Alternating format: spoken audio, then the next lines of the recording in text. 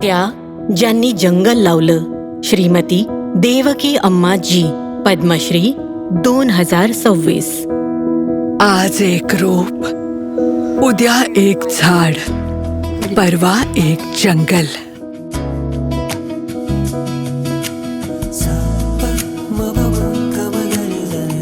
एका शेतकरी कुटुंबात जन्मलेल्या ज्यांनी प्रकृतीच्या संवर्धनाचा मार्ग स्वीकारला.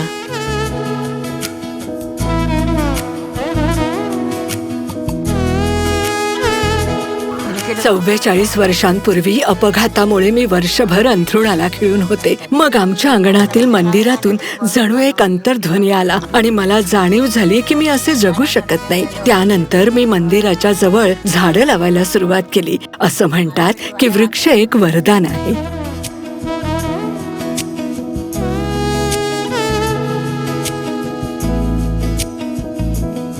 आलपुरा जिल्हा हा जंगलविरहित ओसाड प्रदेश होता.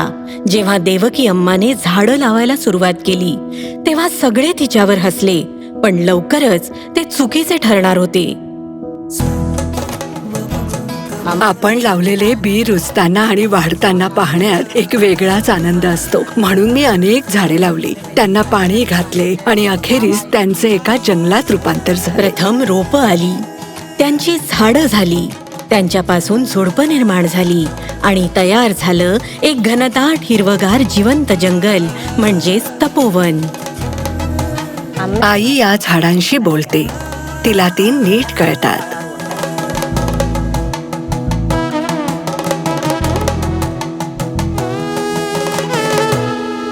लवकरच देवकी अम्मांचं जंगल विविध वनस्पती आणि जीवजंतूंनी भरून गेलं, ज्यामुळे एक सुंदर नवीन पर्यावरण निर्माण झालं. अल्लापुरा हा जंगल विरहित प्रदेश होता. आमच्यासाठी हे जंगल वाढवल्याबद्दल मी कोल्लकायल देवकी अम्मा यांचे मनापासून आभार मानतो.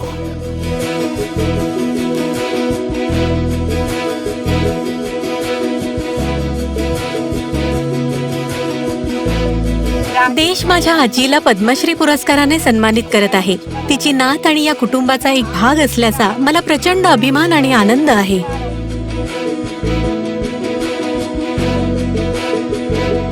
मी धरती मातेची सेवा केली, ज्याचे तिने मला फळ दिले. श्रीमती देवकी अम्मा जी, पद्मश्री 2026.